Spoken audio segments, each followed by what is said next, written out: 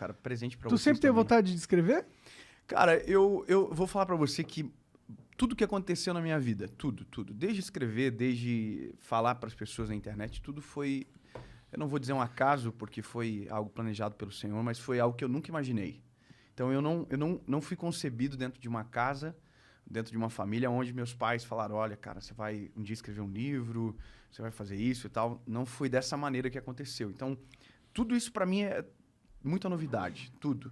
Obviamente que Deus vai dotando a gente de capacidade, a gente vai aprendendo também, mas foi tudo muita surpresa, cara, nada planejado assim. Você tem uma família religiosa? Seus pais eram muito ligados? Então, cara, a minha família, ela tem uma história longa, assim, bem longa, com relação ao evangelho, porque meus pais, pela conta que eu faço, assim, são a segunda geração de evangélicos, meus avós que aceitaram a Jesus, então meus pais são a segunda geração, só que meu pai teve um problema financeiro numa época da vida dele que foi bem severo, que acabou gerando uma consequência muito grande dentro da nossa própria família.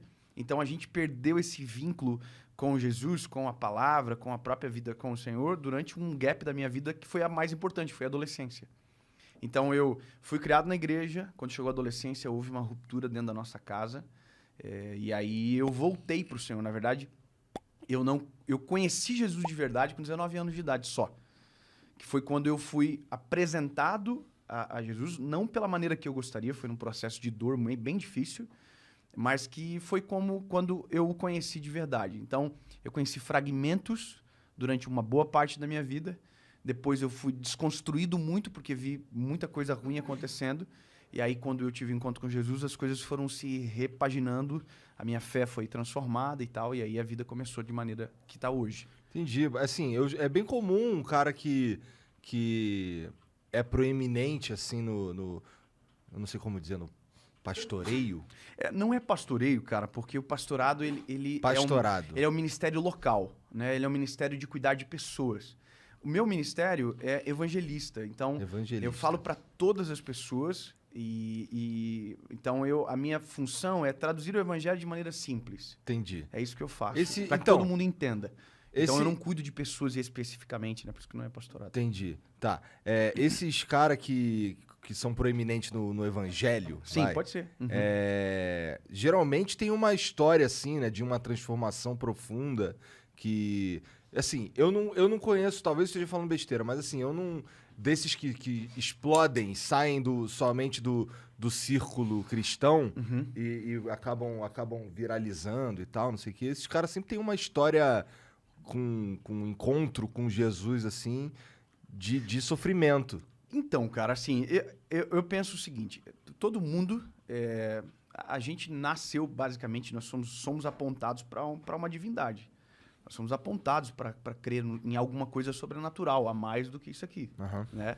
Então, de uma certa forma, você aceita Jesus de 3 formas, né? Uma, obrigado, como vocês fizeram agora, foi maneiraço.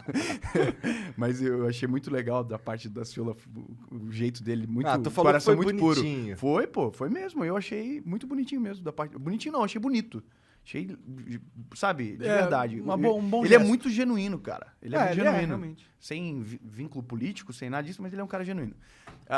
Pelo que eu vi aqui, né? Sim. E aí, bom, a própria consciência de fé, quando você analisa o todo e vê, cara, não dá pra ser só isso aqui, eu preciso de algo a mais. Por exemplo, isso é a própria história do C.S. Lewis.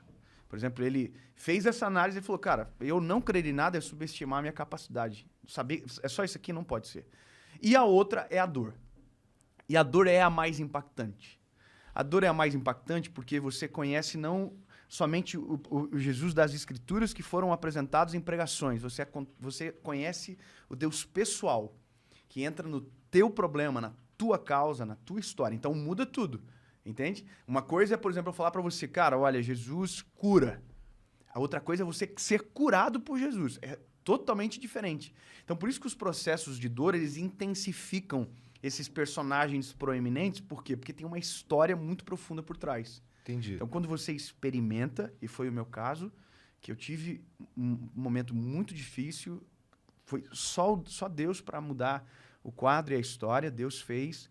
Então, hoje eu tenho uma pregação que eu carrego, mas eu tenho algo que eu nunca vou poder me esquecer, que foi o que Deus fez por mim lá no começo. Não tinha ninguém vendo, não tinha pregação acontecendo, era só eu e Deus dentro do meu quarto. Entendi. Você pode falar o que aconteceu? Cara, assim, ó. Eu não queria falar sem vocês perguntar, né? Porque Não, pô, eu fiquei com medo de perguntar, porque Não, tu falou vai duas que vezes, tá cara. assim, ó. traumatizado com a parada. Eu vou falar uma coisa pra vocês engraçada. Eu sou um ex-nada. Eu não sou ex-maconheiro, que o pessoal fala essas histórias, né? Que você é maconheiro? ex não sei o quê, sabe? Então ele é maconheiro. Não, é a primeira vez que eu fumo maconha por osmose, que eu sei. É a primeira vez hoje. Bom, essa é uma bomba coisa pra falar por osmose. Deixa pra vocês aí. Ô, mano, mas brincadeiras à parte, pô. A minha história não tem a ver com alguma coisa muito maluca que eu tenha feito e tal. Mas a gente tem as crises que são inerentes das idades, né? Então, cara, eu vivi longe do Senhor, com esse problema acontecendo dentro da minha família, de um afastamento, briga constante e tal, mas algo muito, muito, muito difícil, asseverado mesmo.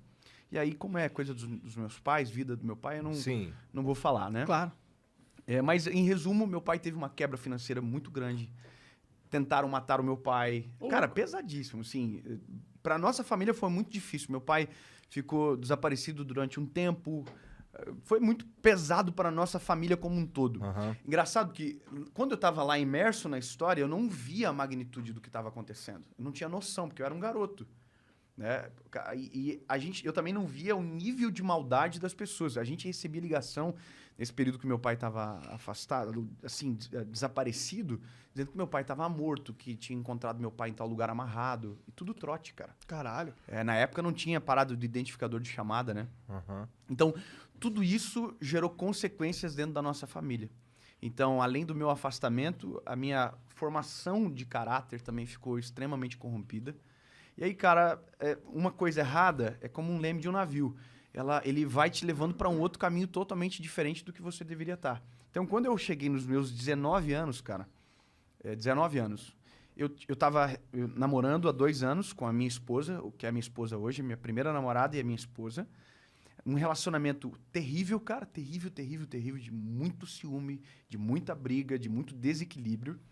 Eu estava na faculdade na época, minha formação acadêmica é Direito, tinha acabado de entrar na faculdade e na minha cabeça eu estava no hype, né? Porque eu tinha ganhado um prêmio na época da faculdade, de garoto calouro e tal. Tava fazendo propaganda de televisão e de rádio na época pra faculdade. Eu tava me achando que eu tava no hype. Só que por trás havia um vazio muito grande. Havia um déficit muito grande. Então, por fora parecia que estava bem, mas por dentro estava morto. E eu tive essa sensação, essa percepção de realidade, cara, no dia 23 de abril de 2009. Foi uma quinta-feira. Eu me lembro que eu acordei pela manhã, cara, e naquele dia, tudo que poderia acontecer de consequências somadas de uma vez só aconteceu comigo naquele dia. E aí são detalhes mais longos e tal. Mas resumindo, cara, o final desse dia, que foi pra mim o pior dia da minha vida e o melhor dia da minha vida, eu tava dentro da Câmara dos Vereadores, na época da nossa cidade, tava tendo uma audiência pública sobre algum tema na época. E eu me lembro de eu entrar dentro do banheiro da Câmara dos Vereadores, cara, colocar um monte de papel na boca, assim, pra gritar e ninguém ouvir, sabe? De tanta angústia, cara. E aquele dia foi, pra mim, um marco, porque eu saí dali, pensei em suicídio. Eu me lembro que os pensamentos, assim, eu tenho um rio na nossa cidade, que é um rio Cachoeira, o nome, é um rio poluído. E eu fiquei pensando, cara, se eu me jogar aqui, eu sei nadar, pô, eu não vou morrer. Aí pensei de me jogar na frente de um carro. Falei, cara, e se eu ficar paralítico? Pô, eu vou incomodar minha mãe e meu pai pelo resto da minha vida e não vou conseguir morrer. Pra entender o nível, né, do que estava passando dentro do meu coração. E aí, cara, naquele dia, eu procurei 2 coisas. Eu procurei um irmão da igreja que passava por mim quando eu ia pro colégio. Ele passava por mim de bicicletinha cantando o hino, assim. Ele cantava o hino assim, caminhando eu vou, Paracanã, papapá. E um dia, eu sempre olhava ele, quando eu era mais novo, olhava aquilo e falava assim, mano, que cara ridículo. Eu tô envergonhando a igreja, que coisa absurda, olha só. Eu achava aquilo ridículo. E no dia que a minha angústia se apresentou, eu me lembrei dele. Falei, cara, eu preciso daquele cara. Porque eu me lembro que ele passava por mim, porque ele ia ir orar num monte que tinha na nossa cidade e tal. E eu não encontrei ele, cara. Não encontrei ele. E sabe quando tu fica na rua andando assim, bem devagarzinho, pra tu ver se tu encontra o cara naquele trajeto, que é o trajeto normal? Não encontrei ele. E aí procurei a segunda coisa, uma igreja. Que foi a igreja que eu me criei na minha infância. É uma igreja de esquina na nossa cidade, assim. E eu fui ver se ela estava aberta pra ver se tinha algum pastor dentro pra conversar comigo. Cara, a igreja tava trancada. Não tinha Caralho. ninguém. Tava fechada, mano. Era tarde também, né?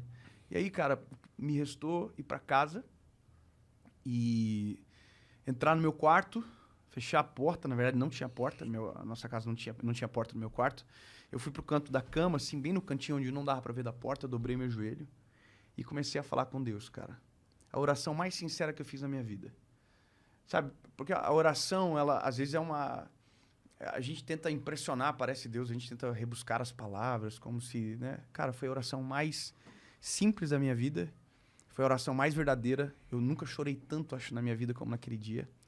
E eu disse uma coisa pro Senhor, eu falei, Deus, se o Senhor existe, se o Senhor é real, e se o Senhor tem um plano comigo realmente, que eu ouvia na minha infância, eu preciso que o Senhor entre na minha vida e o Senhor mude a minha história. Hoje, eu preciso que o Senhor fale comigo. E, cara, eu fiquei naquele cenário ali, orando e tal, e aí me lembrei de uma Bíblia que não ficava no meu quarto, que era uma Bíblia que era do meu avô, que meu avô havia falecido e ficado para a nossa família. Eu peguei, fui lá no quarto da minha mãe, busquei a Bíblia, voltei pro meu quarto, e aí, cara, dobrei o joelho de novo e falei, Jesus, eu já ouvi pessoas dizendo que isso pode acontecer, então eu quero que o Senhor faça comigo, se o Senhor fale comigo. Aí eu peguei a Bíblia e abri. E abri em Salmo 116. Nunca tinha lido, nunca tinha aberto aquele texto, estava assim, ama o Senhor, porque Ele ouviu a minha voz e a minha súplica, porque inclinou para mim os seus ouvidos, porquanto invocá-lo enquanto viver. Cordéis da morte me cercaram, angústias do inferno se apoderaram de mim. Encontrei angústia e tristeza e disse, ó Senhor, livra minha alma. Bom é o Senhor, justo Ele é, Ele salva. Cara, era a minha história. Eu clamei ao Senhor, os cordéis da morte me cercaram, eu tive muita angústia. E aí eu comecei a chorar e falar, Jesus, o Senhor é real e tal, mas eu preciso que o Senhor fale comigo de novo. Eu preciso, Senhor, eu estou desesperado, fala comigo de novo. Abri. Isaías 60, levanta-te e resplandece, porque já vem a tua luz e a glória do Senhor vai nascendo sobre ti.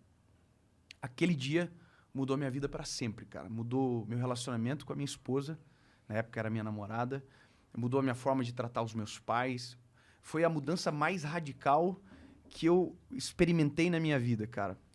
Diferentemente da religião que transforma o homem de fora para dentro, com paradigmas e com a própria história, Cristo ele transforma o homem de dentro para fora. Então é aquilo que a gente chama de metanoia, sabe? Quando muda de uma maneira tão radical que você não consegue explicar. Então foi isso que eu vivi. Eu desesperei, busquei socorro, encontrei o socorro. E a partir daquele dia, cara, eu fiquei tão incendiado por isso, e por isso que eu me tornei talvez um pregador do evangelho, porque a minha vontade era que todo mundo conhecesse aquilo. Eu me lembro, cara, que eu dobrava os meus joelhos assim, orava, Jesus, eu quero que meus primos vivam isso também. Começou na minha família, sabe? Cara, eu clamava por isso e vi os meus primos todos tendo a vida transformada também. E depois isso virou meu trabalho, meu ministério, né?